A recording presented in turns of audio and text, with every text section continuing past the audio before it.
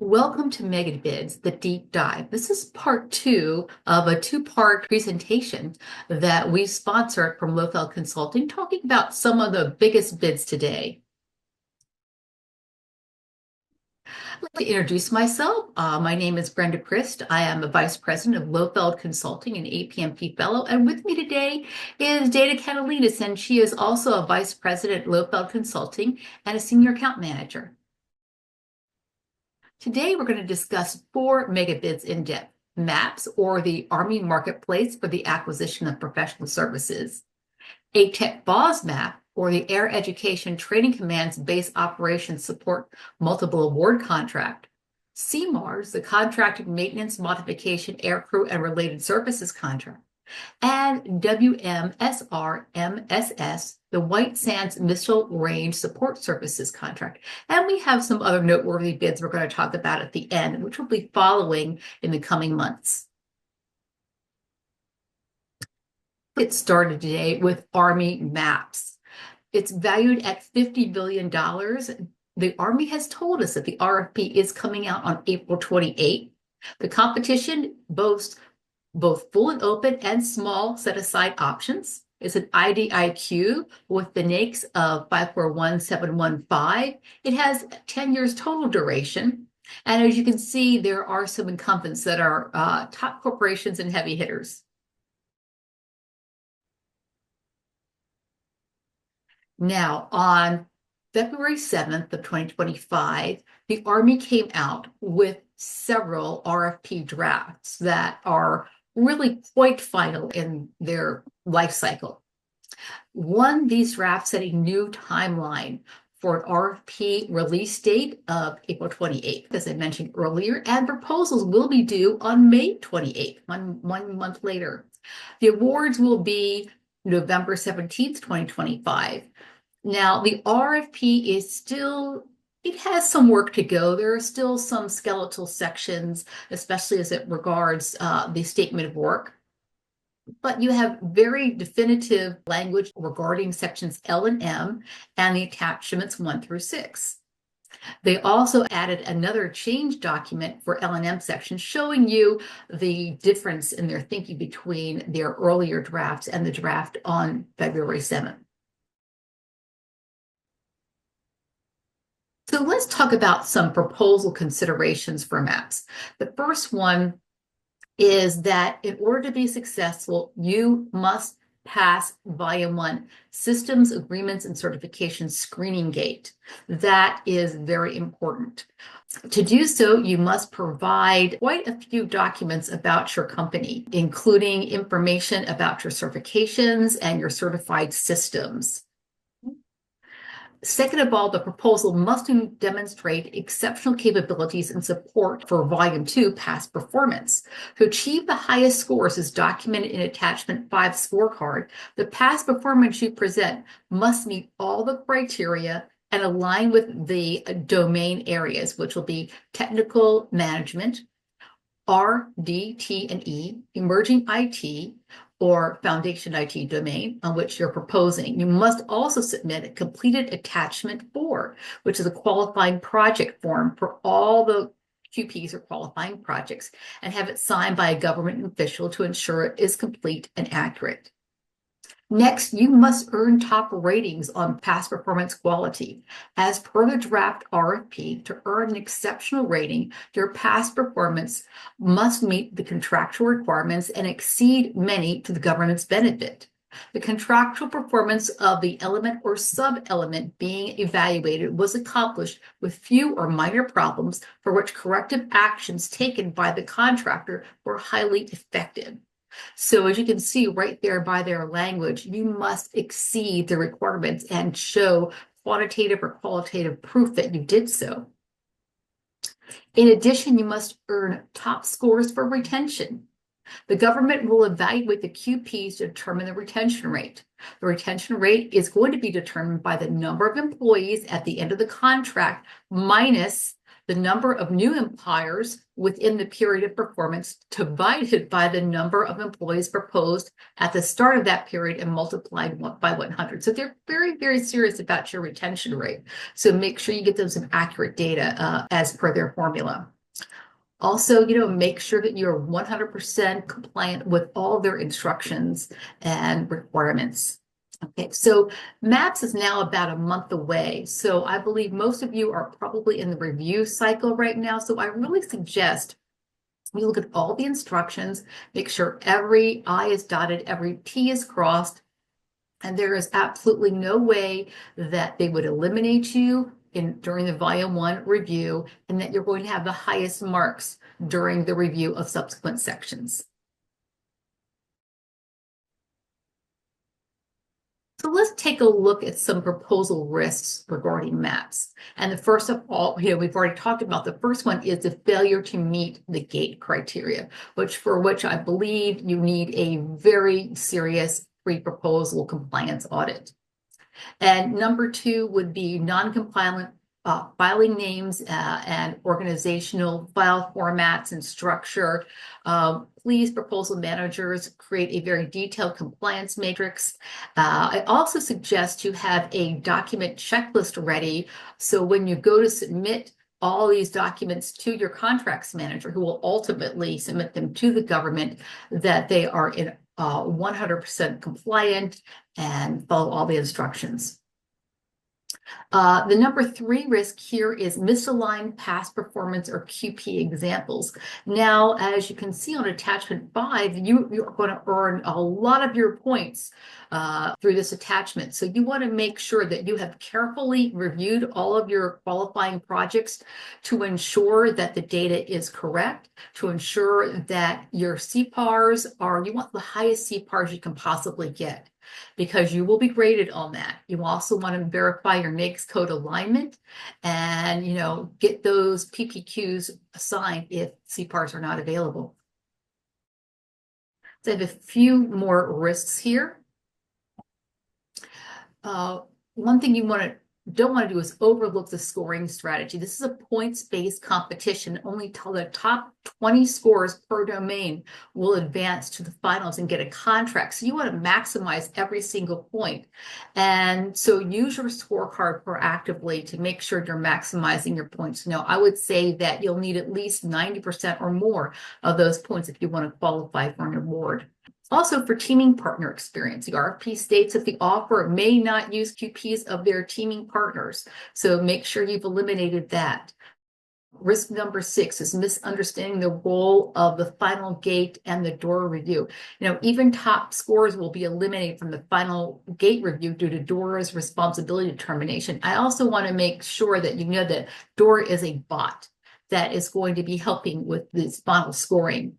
So I guess the mitigation is, to review the DORA criteria and have your small business subcontracting plan pre-vetted by contract/legal in your organization to make sure it is going to pass the criteria. And number 7 is probably not making your proposal stand out. The instructions stress that you have to be clear, concise, and provide convincing rationale. That's either quantitative or qualitative evidence that you have done exceptional work that exceeds the government's criteria. So my mitigation here would be using strength-based writing techniques to focus on the discriminators of your organization and proof points to make sure that you provide an impressive description of your past performance. Going to move on to our next focus area, which is AETC BOS MAC. And this is a contract that's worth $4 billion. It should come out around the April timeframe, but I kind of anticipate that slipping. It's going to be an IDIQ award. The NAICS code is 561210 for facility support. Its duration is 10 years, and the incumbent is some of the larger Alaskan 8A firms.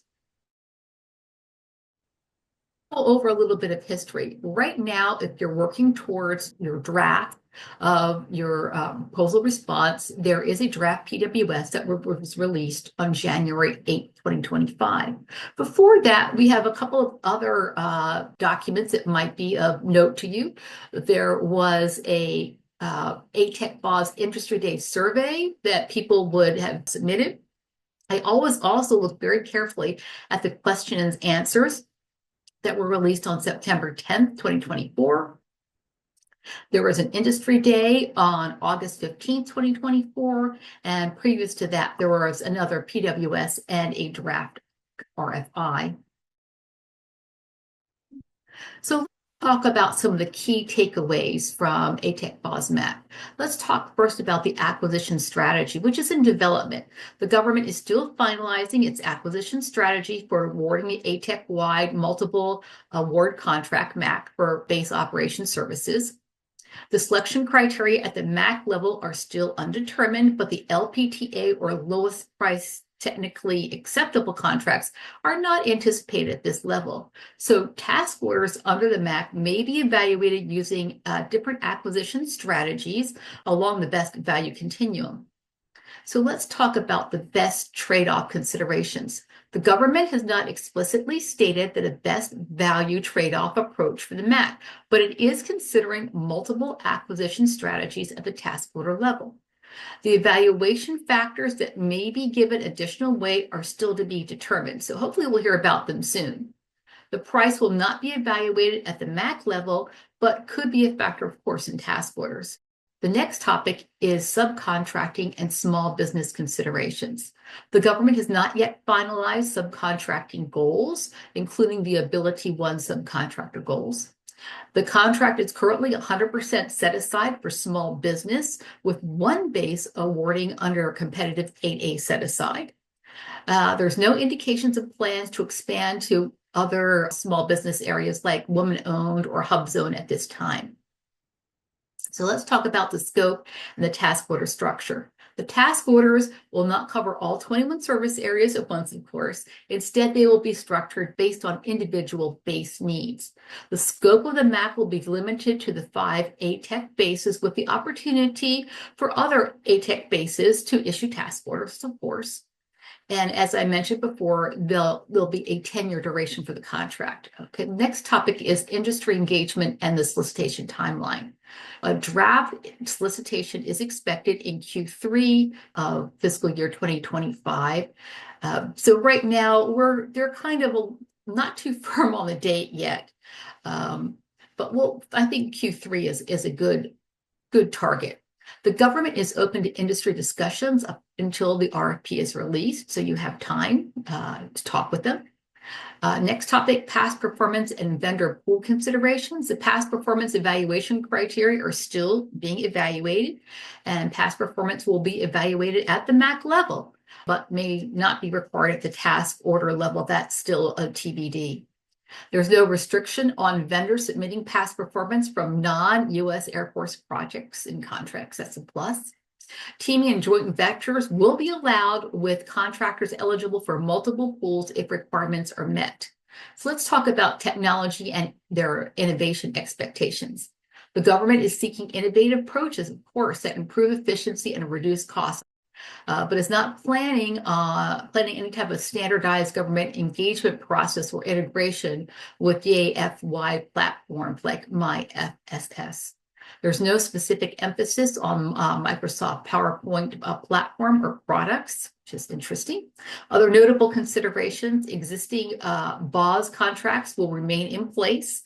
There are a few which extend beyond, of course, the implementation of AETC BOS MAC. Incumbent contracts run through 2027 all the way through 2030. But the government plans to award the new BOS MAC contract, the one that we're talking about, in time for the first orders to take place at Vance Air Force Base. The government is leveraging lessons learned from the 2020 BOS MAC effort to try to improve things in this particular bid.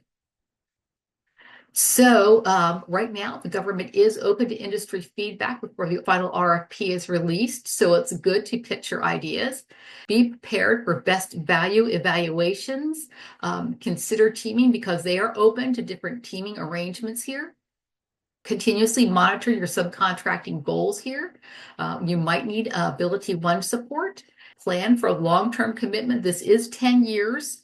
And so those are just some of the considerations that you might think about after reviewing the Q&As. So there are some proposal risks with this.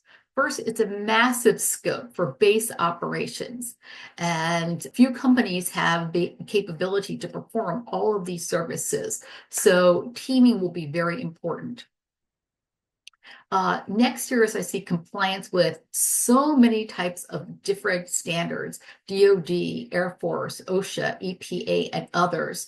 So I would have some early risk mitigation plans and plans to make sure you were 100% compliant day one. You can hit the ground running. You know, non-compliance can lead to deductions or penalties or even disqualification. So it's very important. Another risk I see is the ambiguity in the evaluation criteria. The government has not finalized its acquisition strategy or clarified the weighting of the technical versus past performance versus cost. So contractors may struggle to focus a little bit on what's the most important scoring element, but of course that will continue to reveal itself as the solicitation documents become more mature. I also think another risk is extensive documentation and reporting requirements. Requirements like seed rules, records management, OSHA compliance documentation, strike/labor dispute plans, and others are going to be extensive. And this may be an administrative burden for some companies. So you really have to take that into consideration before you decide to bid, no bid. Also, you'll have increased risk of subcontract performance. Since the work on this contract is so very diverse, most people need subcontractors, of course, to fill the gaps. So really, you have to make sure you have a very strong subcontractor management and communications plan to make sure that you can mitigate any potential risks arising from subcontractor performance. Some other, I guess I would say unforeseen risks. I always try to look for foreseen risks, and then I look for unforeseen risks. And I also try to create risk mitigation plans that might deal with some likely unforeseen risks, such as like any type of events and geopolitical instability, extreme weather events, technological changes or cyber attacks. And as we all know, health events like COVID could really upend base operations. We want to make sure that we're not only ready for the foreseen risks, we're also ready for the unforeseen, because so many things can be unpredictable in base operations. And with that, I'd like to turn it over to Dana, who's going to talk about CMMARS. Thank you, Dana. Thanks, Brenda. The Contracted Maintenance Modification, Aircrew, and Related Services, or CMMARS opportunity, is a multi-award IDIQ valued by Deltek at $12 billion. However, only $4.2 billion have been spent to date. The RFP is estimated to be released in May, and it's a 5-year contract with 5 one-year options. The government is expected to use an acceptable, unacceptable evaluation criteria and make awards to all offerers who are found to be acceptable. While there were 20 awards made during this current contract, some of the awardees were subsequently acquired by other awardees.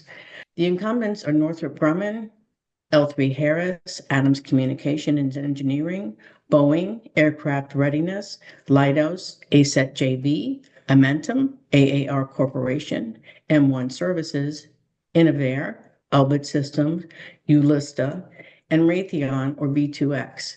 B2X and Amentum are leading the pack in winning these task orders. There are a number of things to consider when making a bid, no bid decision for CMMARS. FAA and other certifications are going to be necessary to bid and execute this contract, and personnel are also going to have to be certified based on the support that they're providing. You'll need to be able to meet the $10 million annualized revenue threshold requirement. And that $10 million is for each contract or single task order that you're submitting a contract reference for. So in other words, you can't combine task orders to try to get to that $10 million. If you have a CFT contract, for example, and you have 3 or 4 or 5 task orders that total would allow you to get to that $10 million, you can't use that. It all has to be under one single task order or contract. You're going to need to consider the requirement for team complement during execution. For example, if the requirement is 1 lead for every 20 workers and you have 21 workers, you're going to need to have 2 leads. And not meeting the minimum complement requirements will be reflected in CMMARS and other ratings. The government wants maximum competition at the task order level and encourages the use of small businesses. Primes teaming together on task orders is discouraged, and primes wishing to do so have got to seek submission from the contracting office within 5 days of the task order release and provide copies of the teaming arrangements and justification as to why their teaming arrangements don't inhibit competitiveness. Awardees are responsible for purchasing and managing spare parts, so be sure to seek more than one supplier when getting quotes for parts and be mindful of any export regulations that may apply. Offerors will also need to provide substantiation for their contract reference claims, and as we continue through the presentation, you'll see why that's so important. So let's look at some of the key evaluation criteria that can assist with your bid/no-bid decision. You're going to have to provide contract references, and you can expect the requirement to state that you must have performed organizational intermediate or depot level maintenance for at least one of the following: maintenance on 4 or more models simultaneously, or have performed the equivalent to 25,000 or more annual flight hours, or performed on 3 or more main operating bases simultaneously, or performed the maintenance on at least 40 aircraft simultaneously, or provided depot level maintenance of military aircraft where the entire platform is inducted. Remember that when providing these contract references, the requirements have to be met at the contract or task order level. For example, you can't claim depot level maintenance for 40 aircraft if those 40 aircraft were spread under separate task orders under a multi-award IDIQ. Let's look at some more requirements that can help you make an informed decision on whether to bid. First, you have to have performed as a prime on a U.S. government contract for the contract references that you provide. So it doesn't matter if you've done this work as a sub someplace, you have to have been the prime, and your documentation has to show that the contract is awarded to you as the prime. The contract performance you submit must be within 5 years of the solicitation release with an annualized dollar value of $10 million. All contract references must include the requirement for safe for flight, ready for issue. So this means that the aircraft can safely attain, sustain, and terminate a flight in accordance with the approved usage limits, such as weight or altitude. You need to ensure that substantiation document includes this requirement. So it needs to say in whatever documentation you're providing, needs to state clearly that the requirement was for safe for flight. The last consideration we'll consider today is the requirement of 3 years cumulative aircraft experience within 5 years of the release of the solicitation. In other words, if the solicitation is released in April of 2025, you can't submit a contract reference for a contract or task order with a 3-year POP that ended in 2020. However, you can submit a contract or task order for a 3-year performance period ending in 2023 or 2024. It has to be 3 years worth of work in the last 5 years. In conclusion, CMMARS is very competitive and can also be very lucrative if you can respond to task orders quickly. You'll need to make sure you have adequate resources to manage this proposal, to include the internal resources like contracts and procurement. A good, solid proposal manager is imperative to manage this RFP. There are a lot of moving parts on this. Now, let's take a look at a large single award contract. The White Sands Missile Range Mission Support Services contract is a full and open single award contract worth $500 million. It is a 7-year contract, and the incumbent is Southwest Range Services. The RFP is expected to be released in August of 2025. There are a great number of things to consider when making a bid, no bid decision on responding to the solicitation. First, there's a requirement for a project cost management system. This system requires real-time data and analysis.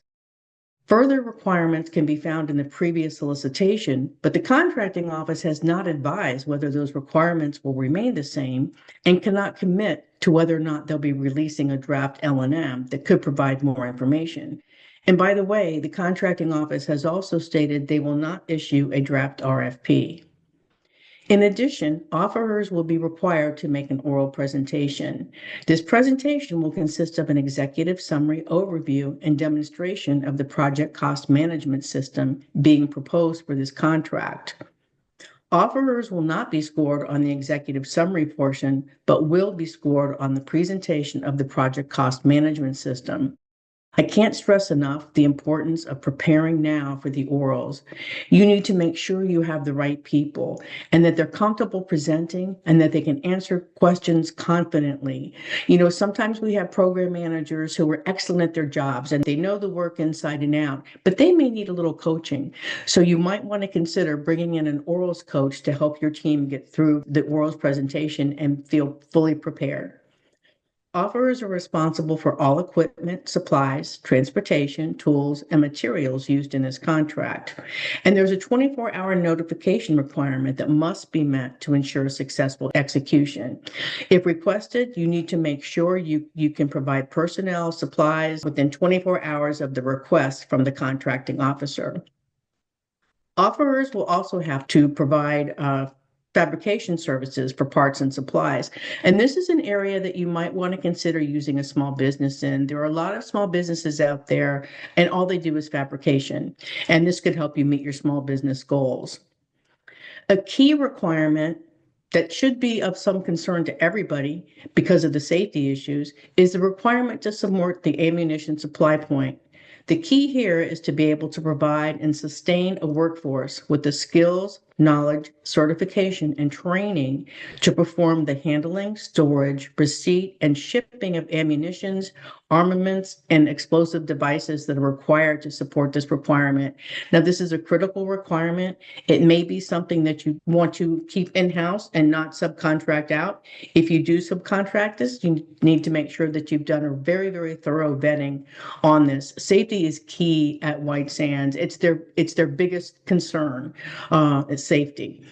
Offerors will need to be certain personnel meet all of the certification requirements for their position and that all of the training is tracked and kept up to date. And finally, this opportunity has a lot of base support or BOS requirements, and this includes things like custodial services and lawn maintenance. So you might want to consider small businesses for that who specialize in those services. So let's take a look at how the proposal will be evaluated. The good news is that the evaluation criteria is expected to be adjectival. The government is telling you in no uncertain terms what you need to do to get an outstanding rating. And to earn that blue, you're going to have to demonstrate multiple strengths. And you'll have to have at least one strength in order to earn a rating of good. But it's really important to understand what a strength is. And for starters, a strength is not something that just meets the requirements. It's a feature that you propose that exceeds contract requirements that benefit the customer, or it could increase the likelihood of contract performance or successful mission accomplishment, or significantly mitigate mission or contract risk. The number one concern, as I said before, at White Sands is safety. So if you have a solution that helps to mitigate mission risk and keep our service members safe, that's critical. Finally, a strength is something that's not neutralized by other bidders, and it's something that you can substantiate. And that's the key, substantiation. It's not enough to say that your project cost management system meets the requirements. You're going to want to explain how it actually exceeds the requirement. For example, if the requirement is that the system must have the ability to generate weekly reports, but your system can provide ad hoc reports that the government can access immediately, that's an advantage to the government. It's a strength because it would allow the government and you to immediately identify any concerns and address them appropriately. Use percentages wherever possible to substantiate your strengths. Don't just say we're better. You need to have substantive information to back that up. If you've done your capture on this, you probably already have a good idea of potential efficiencies you can provide. It's critical that the proposal manager, program manager, and your contract and procurement staff thoroughly read the RFP and see where there may be additional efficiencies that you can provide the government. Because there's an incumbent who appears to be operating successfully, potential bidders who cannot score a rating of good should carefully consider whether to bid or not. It's never too early to start reviewing your past performance. Past performance will be evaluated in terms of relevancy, from not relevant to very relevant. Whenever there's an incumbent, your goal is to score that very relevant rating. It's very easy sometimes to rate ourselves as being very relevant because we have all of this inside information on the contracts that we performed on. But you need to remember that the review committee doesn't have that insight. They're only going to see what's presented to them. So you might want to consider having outside reviewers review your past performances to make sure that it truly scores as very relevant. In conclusion, this is a good opportunity for companies who have already begun preparing for the RFP. Teaming is going to be critical in order to support all of the requirements, so be sure to vet your subcontractors and include them in discussions where appropriate. Keep watching sam.gov and GovWin for updates, and remember, we're here to help you. Good luck. I'd like to talk about some other noteworthy bids coming out in May and June that you might want to take a look at. One is ISAP 5, the Intensive Supervision Appearance Program from the Department of Homeland Security. The next one is ESSCA 2, the Engineering Services Science Capability Augmentation Contract from NASA Marshall Space Flight Center. Next is EPAS, the Engineering Professional Administrative Support Services contract from the Air Force Air Materiel Command. These are all coming out, like I said before, in the May-June timeframe. We will be blogging on them throughout the month. And I also want to direct your attention to our list of mega bids. We keep this updated monthly on our website. We have usually about 45 mega bids out there, and they are all game changers for your organization. So I thank you for spending time with us today. And if you have any questions, please don't hesitate to contact us and fill out our contact form on Liefeld Consulting. Here's some other services that we provide. In addition to proposal services and capture services, we also offer training courses, and we have a number of books that might interest you. Thank you for watching this today. I hope it was helpful, and we'll see you next time. Bye-bye.